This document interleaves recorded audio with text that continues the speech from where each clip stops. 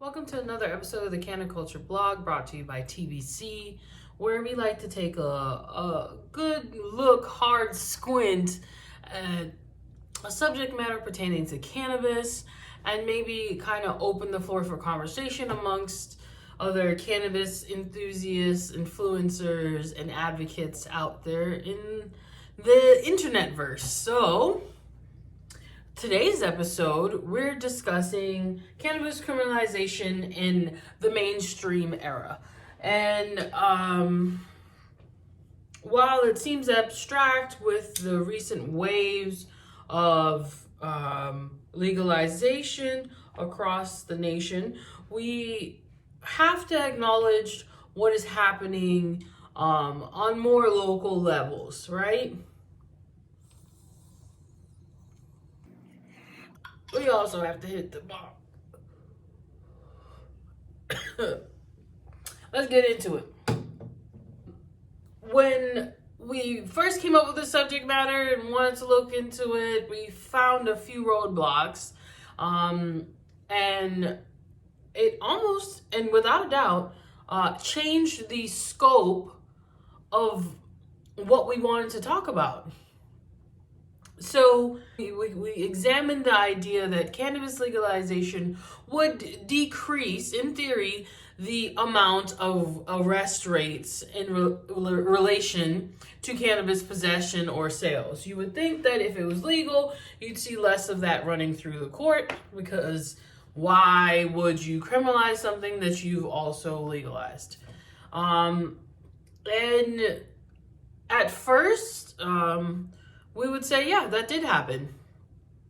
And may be ongoing currently. But is there a conclusive answer? No. Which brings us to our next point, the gray area that exists in America's market. So on one hand, we have states that have fully legalized cannabis, whether it be medical, adult use, and drop decriminalization out there. We have seen states do a mixed representation, and then we've seen states do none of the above.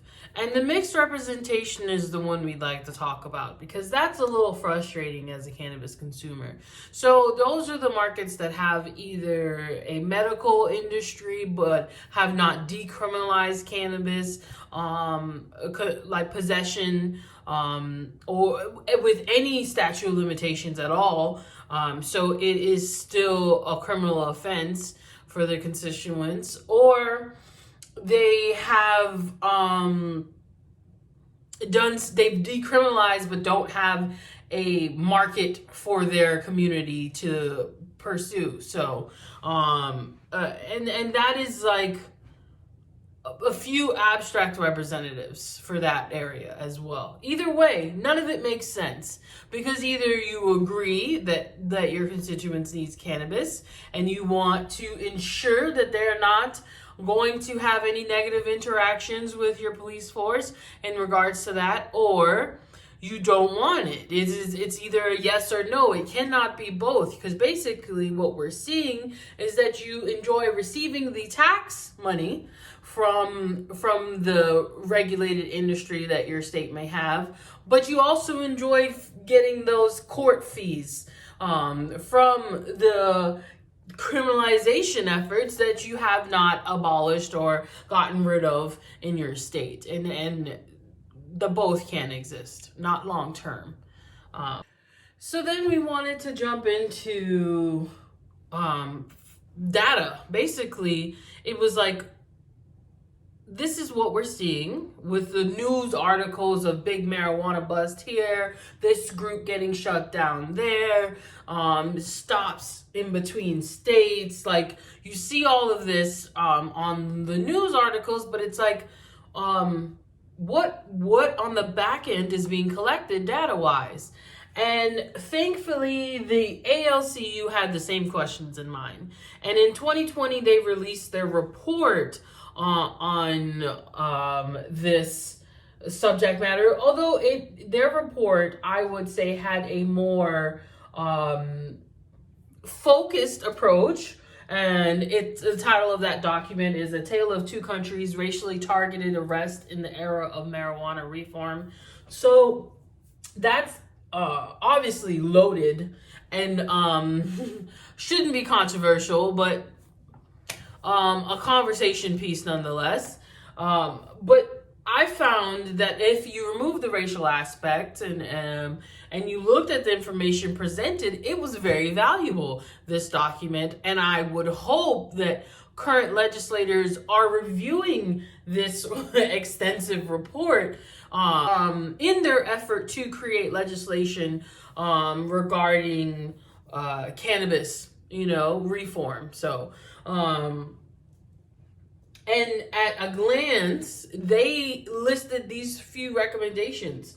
For federal, state, and local governments, legalize marijuana and use and its possession. Do not replace marijuana prohibition with a system of fines, fees, and arrests. Grant clemency to or resentence anyone incarcerated on marijuana conviction and expunge all marijuana convictions. Eliminate collateral consequences that result from marijuana arrests or convictions. Ensure new legal markets benefit and are accessible to communities that are most harmed by the war on drugs. And ensure marijuana possession and other low-level offenses that are not included in performance measures for federal funding. So that was on the base scale. For law enforcement, they wanted to end the enforcement of marijuana possession and distribution, end racial profiling by the police, eliminate consent searches, end the practice of using raw numbers of stops, citations, summons, and arrests as a metric to measure productivity and efficacy, develop systems for the routine collection of accurate data on a range of police practices, invest in non-punitive programs and community-based services, and divest from law enforcement, develop, secure, and implement strong, independent, and effective oversight mechanisms for law enforcement. So those were the basic findings, and I wanted to state them because it's almost half of them are being repetitive, of course, since the George Floyd situation, but at the end of the day, this article dropped in 2020, and these things were still at the crux of their document to legislators for marijuana law reform. And I think that it's almost laughable that they need to be told these things again, that you have to report better, that you have to do these things in 2020. We must start and go back to the beginning, really, is what we found, and definitely what the ACLU found. All right, so let's get into this ACLU report. I mean, I covered what their main conclusions and requests were to the legislators, the state, local officials, as well as police departments. Their key findings, also very important. One, the war on drugs, more importantly, the war on marijuana rages on because marijuana arrests are still widespread. And in fact, more people get arrested for marijuana possession than they actually do for sales, which means it's telling in itself that besides the increase in sales and consumption that we've seen in 2019, as well as the amount of jobs that have become available, it's being used, Two, they found extreme racial disparities in marijuana possession arrests still persist throughout the country and have not improved since 2010. Now, keep in mind, this article was published in 2020, and they looked at the data set from 2010 to 2018. Mainly because there is no data from 2018 to 2020, and none that I could find into 2021. Their third finding, marijuana arrests decreased after legalization or decriminalization, but there was a significant variability across states that only decriminalize. Exactly. So if you went all the way, then we saw it decreased. Only then. And what did I tell you about those mixed states? The fourth finding, racial disparities in arrest persist even in states that legalized or decriminalized marijuana. So basically racism is good and well in America, good and well and alive in America. Their fifth finding, data collection failures block a fuller understanding of racial disparities in marijuana arrest. And that's where I want to kind of, focus this conversation on. So the FBI's uniform crime reporting is what they based the data that they used for their article, and by they I mean the ACLU. That's what they based their data out of. But that data has some issues, meaning you can't differentiate between an individual that is Latinx versus black or white, because there is no box for ethnicity. Though it is highly recommended and requested that state law enforcement use that report to collect their data. Not all have to, and not all do. And if they do, they don't all report in on the same frequency. So every month, every quarter, it's differing, which makes it very hard to analyze data on a grand scale. And I don't know why, if legalization and the effort for legalization started as far back as 2010, 2012, what have you, why that hasn't become standard or requested when so much of the legislation that they would love to push is based on data. Well, this would be, I feel like, an important piece of data, So, we have questions for kind of, where we're going with this and how it's being done,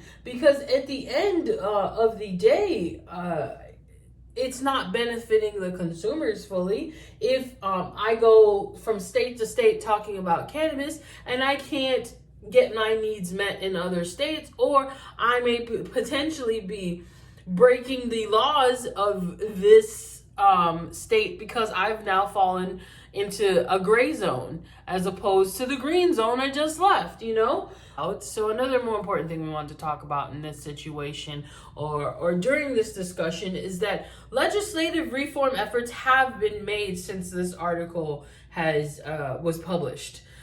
Since 2020, March 2020, state after state has, territory after territory has been going green, if you will, at least to some degree, places that we wouldn't necessarily even imagine, doing it in a way that also goes hand in hand with reform, like New York, like Virginia, who in their legalization efforts have strictly addressed the criminalization of cannabis so that there is no more confusion or gray areas where police get to operate in and therefore potentially harass their constituents, right? So we want to decrease as much gray area as possible and acknowledge what is actually being done, but places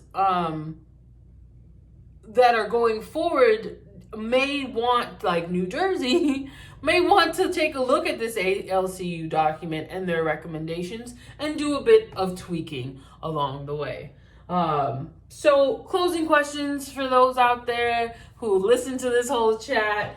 Do you feel that criminalization of cannabis is still happening to this day? If so, why?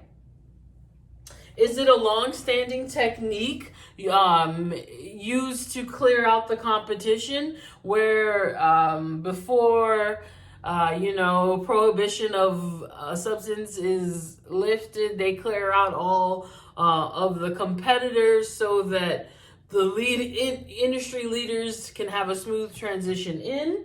And finally, what does this criminalization cost the cannabis community or the community in general in resources and or ability to innovate?